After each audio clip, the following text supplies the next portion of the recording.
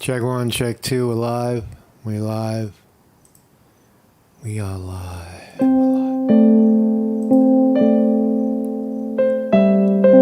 We are live.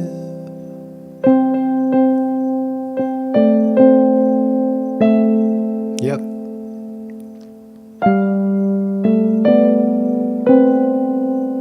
La la la la la la la la.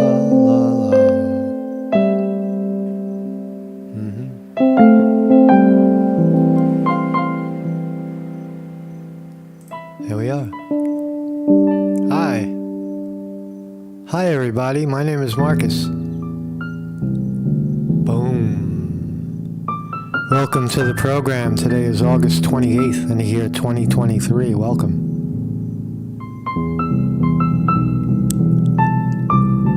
What would you rather be? There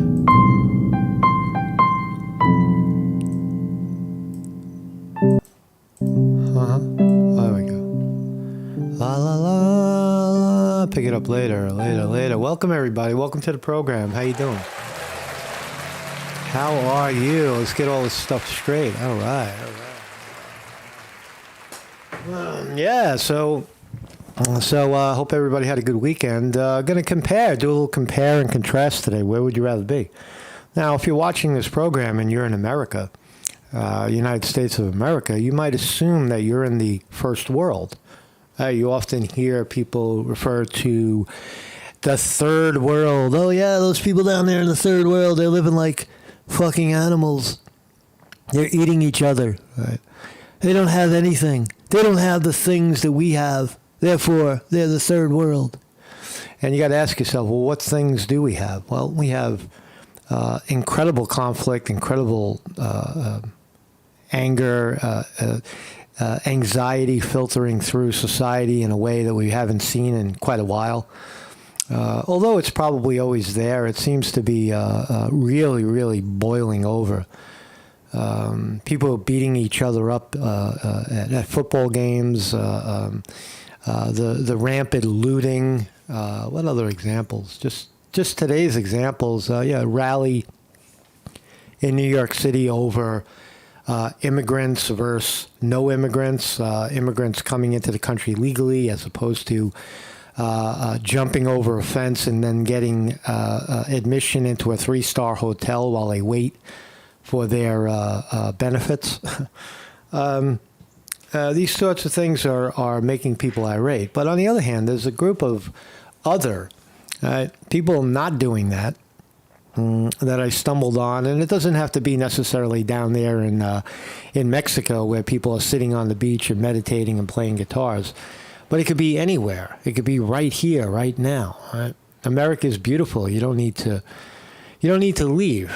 The beaches of California could easily become paradises. The beaches of New York and Long Island and all up and down the East Coast and Florida can become hippie paradises. Now, I hate that word hippie. Somebody called me a hippie the other day. Said, oh, look, this old hippie. Like, I'm not a fucking hippie. I don't even know what you're talking about. What does hippie mean? What does it mean to be a hippie? Well, I guess in the 60s, a hippie was someone who, a nonconformist, I guess, someone who walked away from conservative, 1950s America and grew their hair long and had sex with people that they felt like it without any strings attached. They explored their own time in their own time. Is that a hippie? Or is some hippie more like a deadbeat flower person? See, the other side views hippie, when they use that term hippie, it's not a word for, it's not enlightenment. It's not a positive thing. It's a slur. You're a hippie, which has the connotation of being lazy and good for nothing and not wanting to toe the party line. So I'm always cautious of the hippie word, the H word. But anyway, we'll find a new word. We have to find new vocabulary for all of this stuff because the old vocabulary is not working. So good morning, everybody. Welcome to the program. William R. Hall in the house. Yeah, we're going to talk about the Tranq problem too. The Tranq is, it's happening all over the country. No one seems to know what the fuck the problem is, how to solve the problem. We know how to solve the problem. The problem is solvable. It's not necessarily.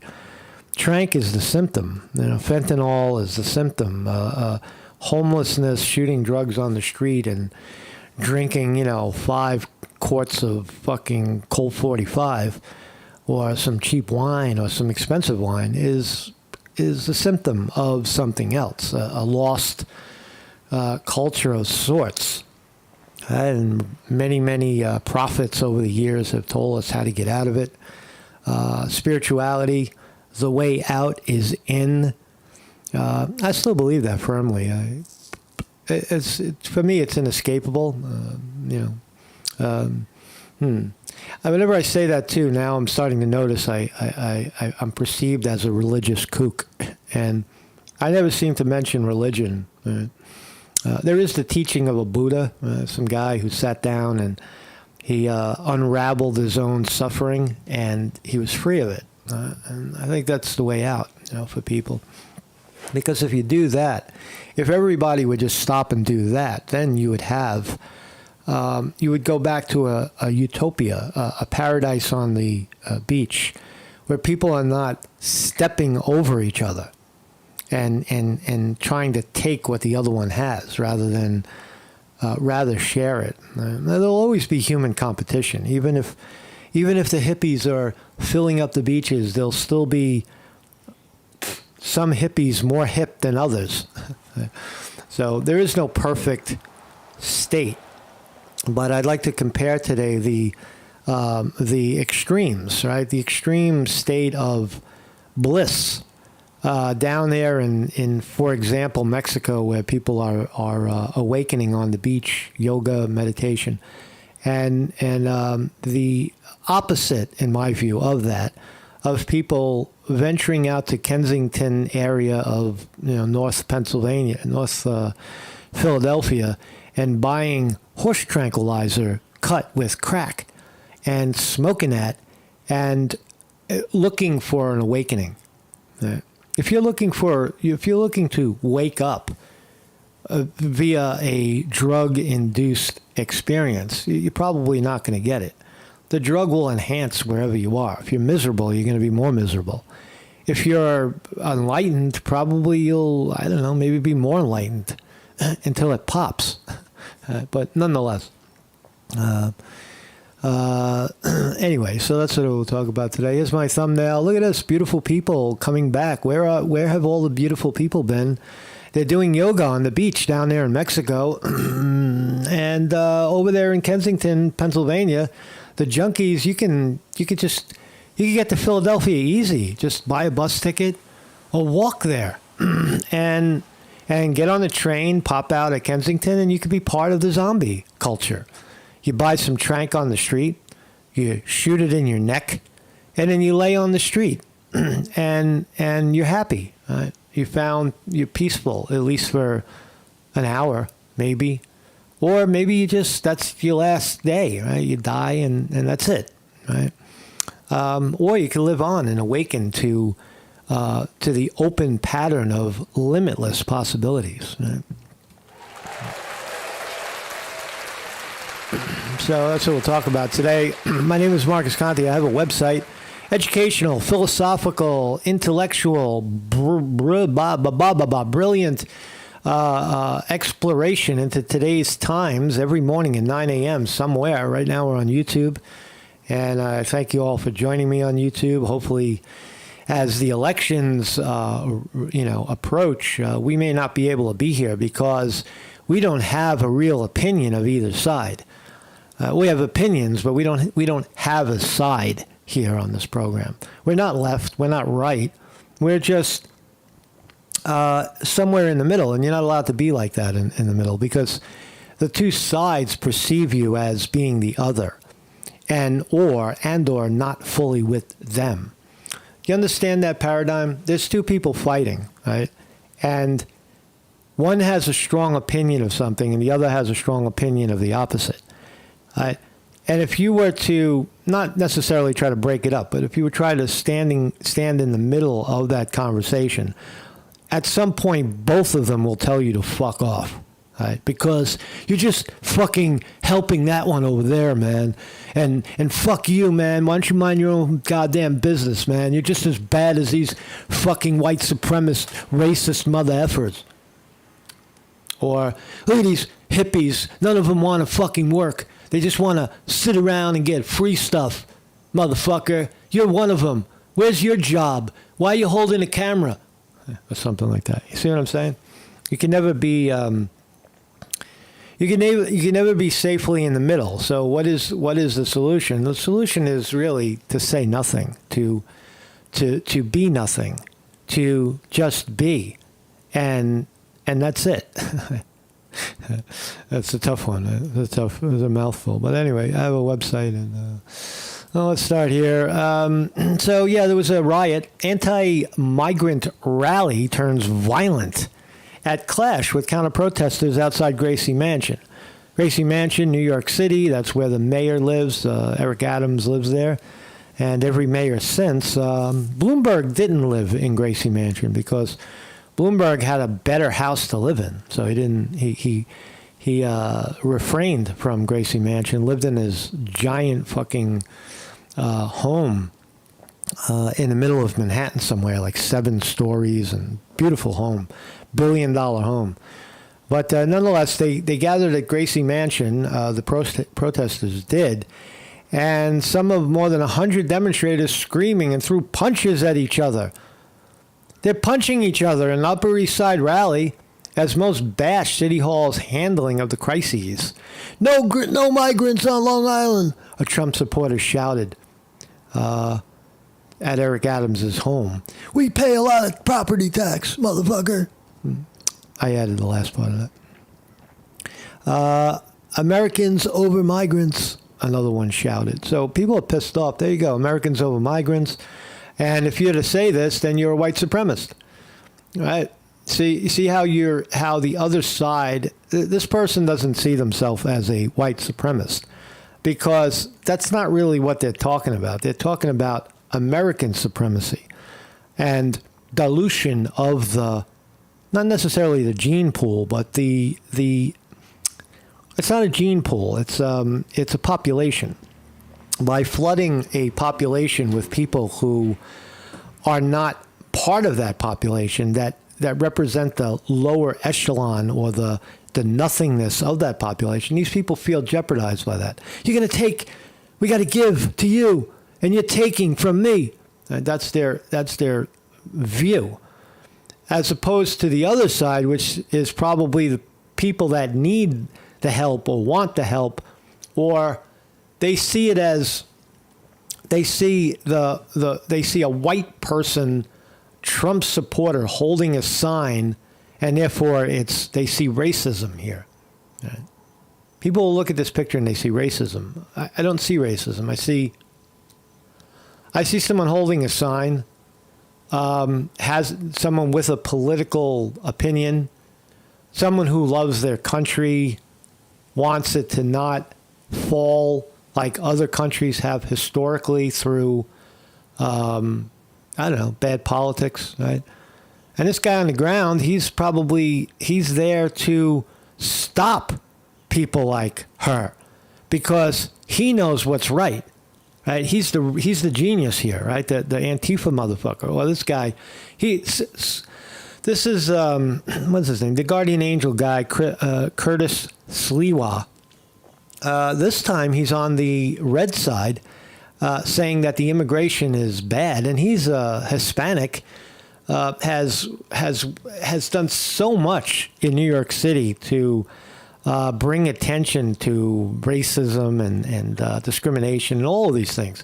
Wonderful work he's done, and now he's on. Imagine that he's on the side of.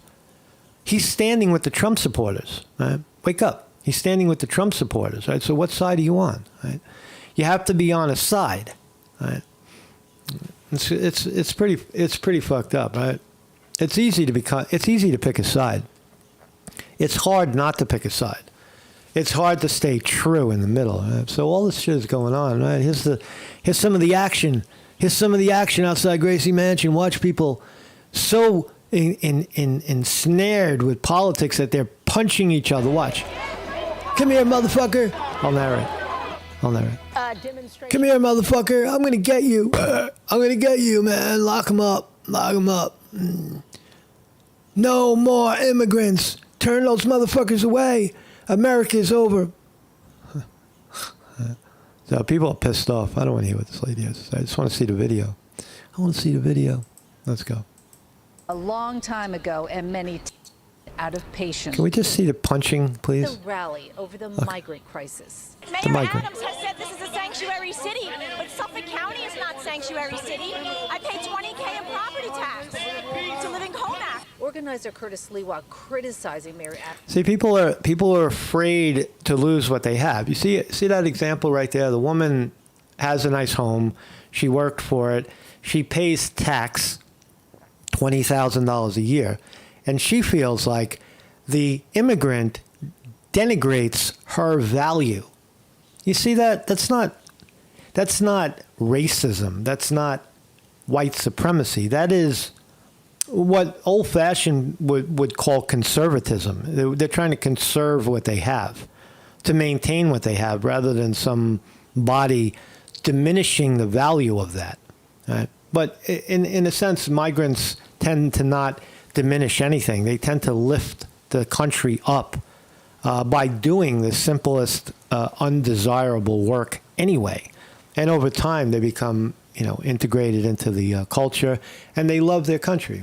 Right? My grandparents were, my great-grandparents were from Italy. My grandparents, all of them, all four grandparents were all born in America. But before that, all of their parents, all of them were all from Italy. So my grandparents, my grandmother, who I loved to death, before she passed, she'd be probably like 107 now, but loved her to death. She was the product of immigrants. And man, what a job she did, right? Bringing everybody up. And she loved America. She loved the country. And they worked hard. They worked at, they experienced some degree of racism and discrimination early on, and but then they also experienced the miraculous post-World War II economic boom in America, and were able to live a decent life. And then they become the one, get those immigrants out of here, don't let them in, man, because they're going to come and take what you have.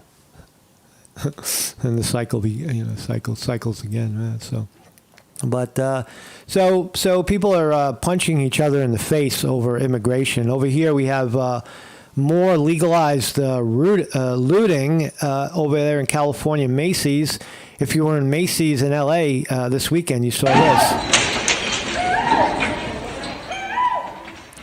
People screaming, hooded men in hoods, stealing, running out the store.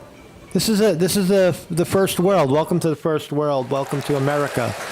This is what's happening in America right now, right under your nose. Looting everywhere. It's random youth. Looks like black youth super predators. They're a gang. We're going flash mobbing, and then we're going to go to the discotheque. Then we're going to drink some Colt 45 and smoke some Tranq on the beach. Or here, right? So that's so you've got people punching each other in the face over immigration. Then they're looting Macy's because they got no money, and they got no way to earn it or whatever. Right? Their way of earning it is stealing it from you. And today, that's not a crime. A crime is something that Trump did, which is, I don't know. Crime, beating people up is not a crime anymore. Stealing from them is not a crime anymore. Those are minor crimes. They throw people in jail for the heavier stuff, the thought crime. But here we are. If that wasn't bad enough, people fighting over football. This is a fight over two teams, two football fucking teams. Football being one of the most violent games on earth. When you look at it, slamming one's helmet into the other guy's kneecaps, or helmet to helmet, or it's fucking barbaric, right? But here they are, coming from a football game, being violent over fast food. Let's go. Brawl between football fans, and a whole lot of it was caught on camera. This brawl happened inside of a fast food restaurant after last night's final preseason game for the 49ers. KTVU's Zach Sauce joining us live now from Santa Clara tonight, where police have already... Friday evening at an In-N-Out Burger in Santa Clara, cell phone video capturing a brawl in the restaurant just after 11 o'clock. A group of 10 49ers and Las Vegas Raiders fans pitted against each other, fists flying, and at least one of them wielding a sharp object. At one point, 3 men can be seen beating another man on the ground. Police say 2 people involved in the fight were stabbed several times. Yes.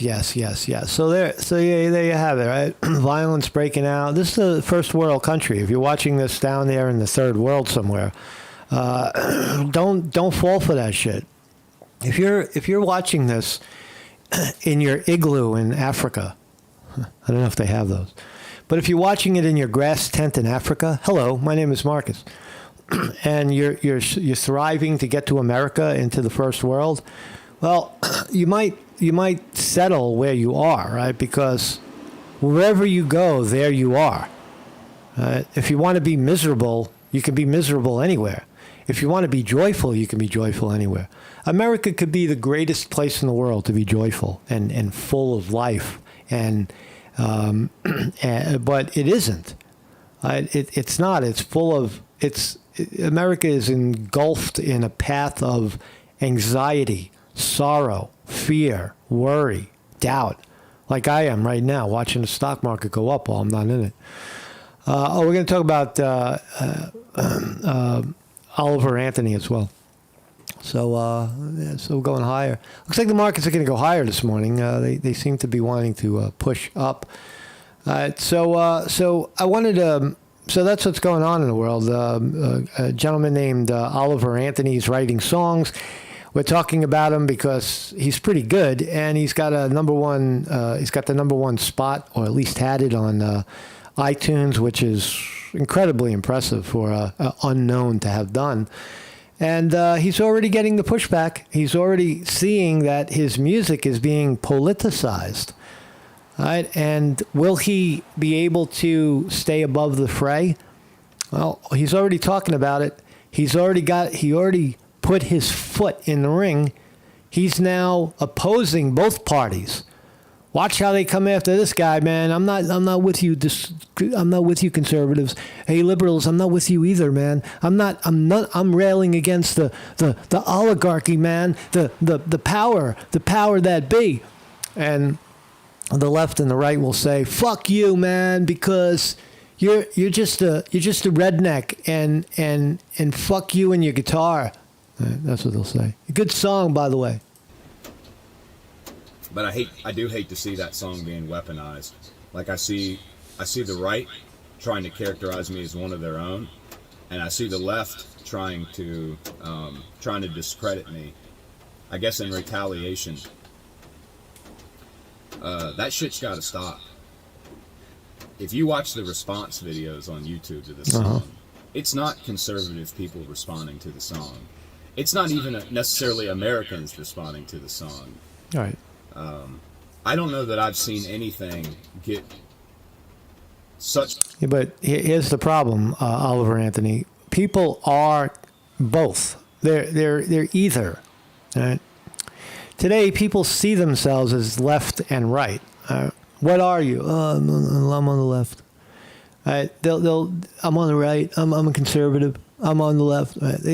By default, people pick one. It's hard not to. So you're being inundated by people, and those people are consequentially on a side, I think. Such positive response from such a diverse group of people. And I think that terrifies the people that I sing about in that song. And they've done everything they can the last 2 weeks to make me look like a fool, to spin my words, to try to... All right. See, he has feelings of feeling like a fool, right, because of words. Don't fall into that, Oliver Anthony. This is what it is, right? This is what fame is. People attack you and try to diminish your persona and try to tear apart your words. Don't take it personal, because it isn't. Just step back and take the higher ground. Sort of like Bob Dylan. Right? He's in the position of Bob Dylan right now. Oliver Anthony is. He has the talent, and he just needs to stop doing this. Don't talk to the audience. Talk to the audience. You want to talk to the audience? Write a song. Stick me in a political bucket. And now a commercial. And now a commercial. And they can keep trying, but I'm just going to keep on writing. And I've got a lot of words to put down on paper, and I've got a lot of songs to put the chords, and I don't know what my music career is going to look like. I don't know how many shows I'm going to do and how many tours I'm going to put on, but I am going to stay true to my word.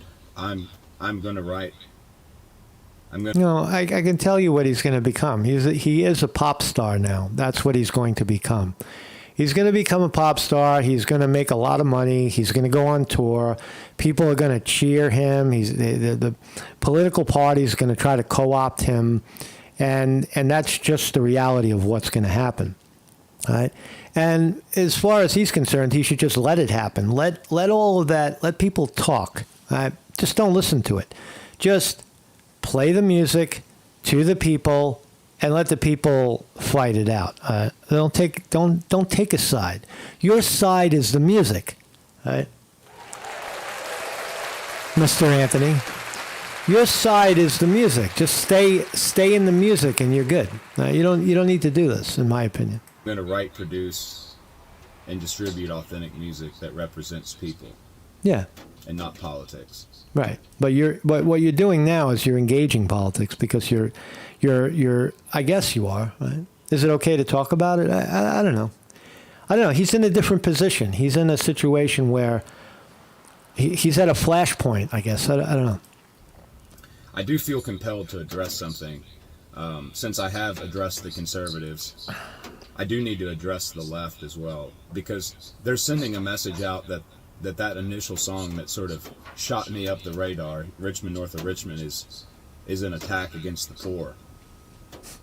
If you listen to my other music, it's obvious that all of my songs that reference class defend the poor.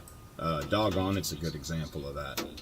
Needles in the street, folks hardly surviving on sidewalks next to highways full of cars. All right, so there's Oliver Anthony explaining the high hell out of what his music is and who he is, rather than letting people define it for themselves. Maybe Oliver Anthony is going to be out on the streets shooting crank or tranq someday. I don't know, but we're just following his career. That's all we're doing. We're paying attention. It does seem his songs have political flair, and now he's engaging that rather than singing about it. So we got to talk about the tranq epidemic. That was the theme of the song, theme of the story today, and I never got to it. I haven't gotten to it yet. But so there's a bad epidemic right now in the world. For example, Travis Eddy was no stranger to the drug game. The 33-year-old mechanic from Long Island had been hooked on heroin off and on for nearly half his life. But later this year, he unwittingly began smoking crack laced with xylazine, the powerful animal sedative commonly known by its street name, Tranq. And the game changed overnight. He began hallucinating. Rotting sores dotted his feet and arms, and his body erupted in seizures when he tried to get clean. Ugh. Seizures when you stop. It's bad. There was a change in his behavior when he started using xylazine. He started going cuckoo, says his mother. I didn't know what it was, but I knew it was something different from the fentanyl. It was very frustrating. So medical professionals have also been struggling to respond to the nefarious tranquilizer as it snakes its way into the wider drug supply. It has the Narcan, the drug that brings back the heroin addict after he overdoses, Narcan, has no effect on xylazine. Right? So if someone is overdosing and they shoot them with Narcan, they usually just die from the Tranq, because so they're throwing one drug at the other drug. Take this drug. Don't worry about the fentanyl. We got the drug to counter that one. So don't worry about it. When you see them on the ground, just jam them with the fucking Narcan, and they'll pop out of it. And so that's not happening. Yeah. Well, here's what it looks like. I like video. Here we are. This is last night on the streets of the Kensington area of North Philadelphia, right outside the train stop. Zombies. Zombie. Right? Zombies everywhere. Right? You know? There he is. He got a shot. Oh, man, it's so good. God, life is good. So welcome to America. Welcome to the first world where everything is wonderful. And the streets are paved with money.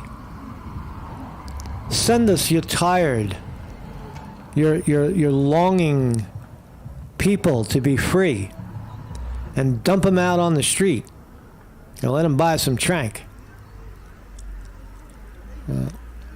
Dirty, messy, street culture, lawless. There's no. This guy's feeling it. Oh man, this shit's fucking awesome, man. I love this place. I love my life, man. I love it, man. I got my shit. Guy's like an ape.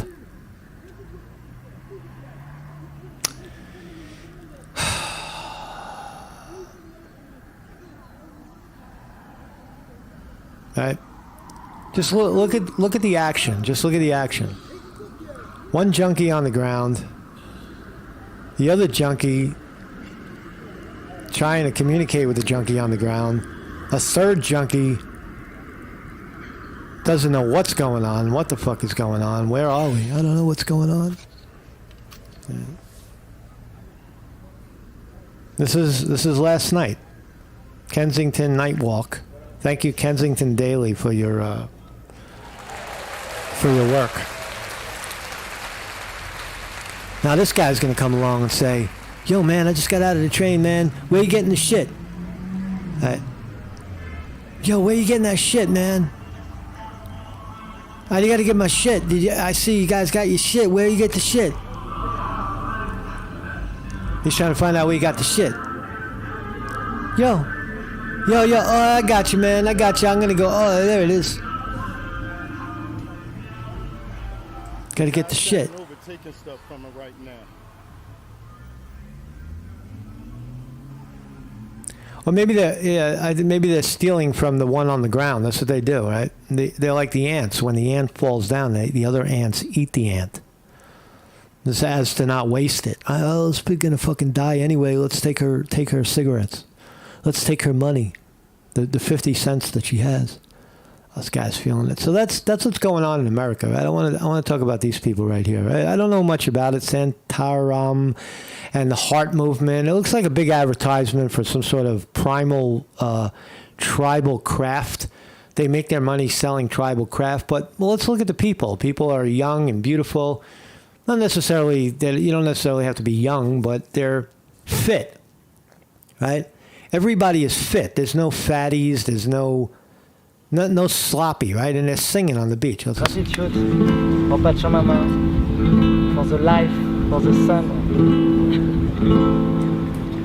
We're doing a little compare and contrast. What would you rather be, the Tranq junkie on the street, or would you rather be on the beach meditating with the beautiful people? Right? Because that's what they're doing. This is yoga. This is meditation. It's just you add a guitar. That's all it is.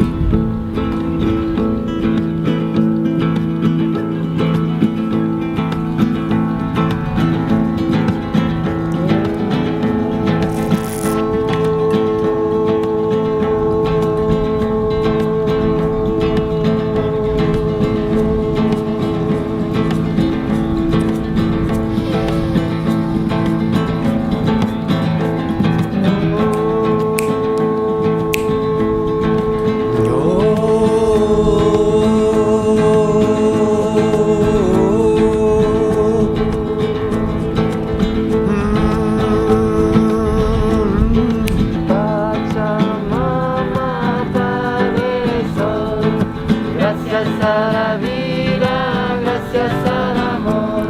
Amor, amor, amor, amor, amor. Amor, amor, amor. It's kirtan music. It's spiritual music. Gracias.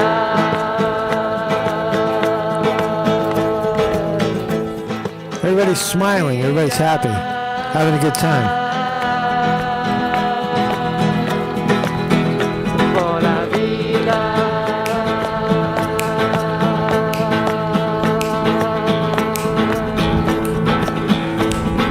I like it.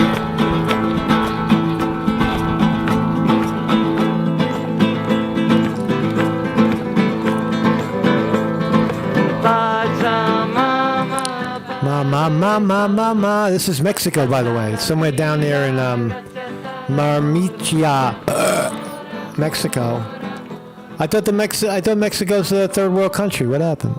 Ooh, lesbians.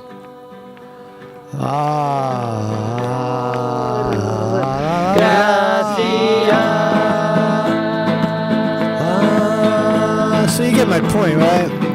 You get my point, right? Here's people yogaing on the beach. At the same time, there's a bunch of junkies killing themselves. This might be the two extremes. Is there anything in between, please? I want what's in the middle of that.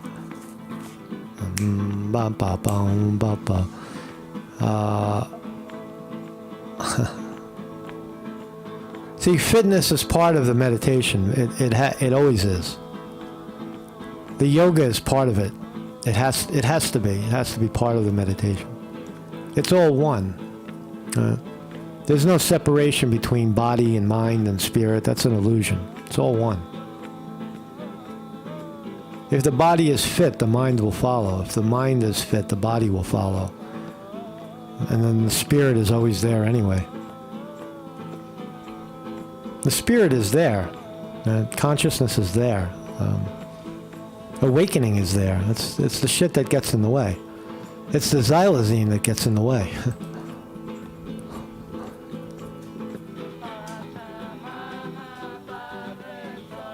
What kind of world would you rather live in? Would you rather live in a world with people that some will call them hippies? I don't know. Or maybe it's just a giant advertisement. Maybe I'm taken in by it. You know, a giant advertisement for fucking tribal wear. I don't know.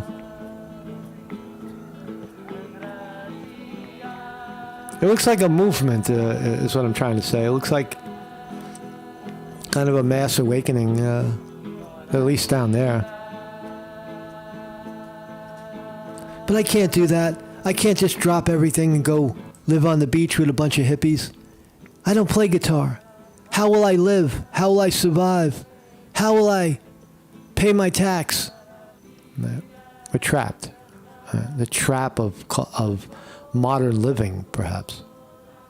But these things are possible. They're possible right where you are, right? To live a life of awaken, to be able to smile in the morning, to wake up and be able to be peaceful in one's own shoes, you know, one's own skin.